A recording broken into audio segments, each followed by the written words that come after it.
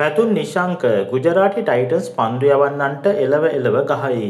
මිලර්ගේ මෝඩ වැඩේ නිසා දිල්ලි කැපිටල් ලකුණකින් පරදී. ගහපු ගැහිල්ලට පැතුමාගේ බැට් එක විනිසුරු චෙක් කරයි. රවි ශාස්ත්‍රී පැතුම්ගේ පැත්තට විනිසුරු සමාව ගනී. දිල්ලි කැපිටල් කණ්ඩායම සහ ගුජරාටි ටයිටන්ස් කණ්ඩායම අතර තරගය ඊයේ පැවැත් වූ අතර එහිදී පළමුව පන්දුවට පහර දුන් ගුජරාටි ටයිටන්ස් කණ්ඩායම නියමිත පන්දුවාර 20 අවසානයේදී කඩුළු 4ක් දෙවි ලකුණු 210ක් රැස් කළා. ලකුණු 211ක දැවැන්ත ඉලක්කයක් හඹා යාමට පිටියට පිවිසි.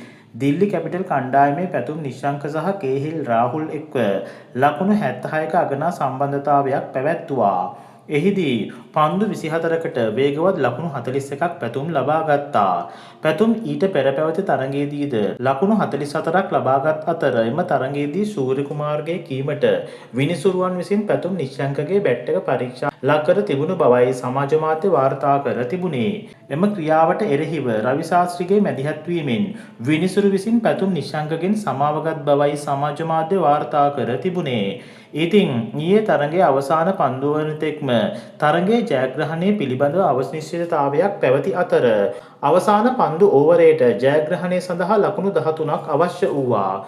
මිලර් විසින් දැවැන්ත 6 පහරක් එල්ල කිරීමත් සමගම තරගයේ ජයග්‍රහණය දිල්ලි කැපිටල් කණ්ඩායම පැත්තට යොමු වන අතර අවසාන පන්දු දෙකට ලකුණු 2ක් අවශ්‍ය වූවා.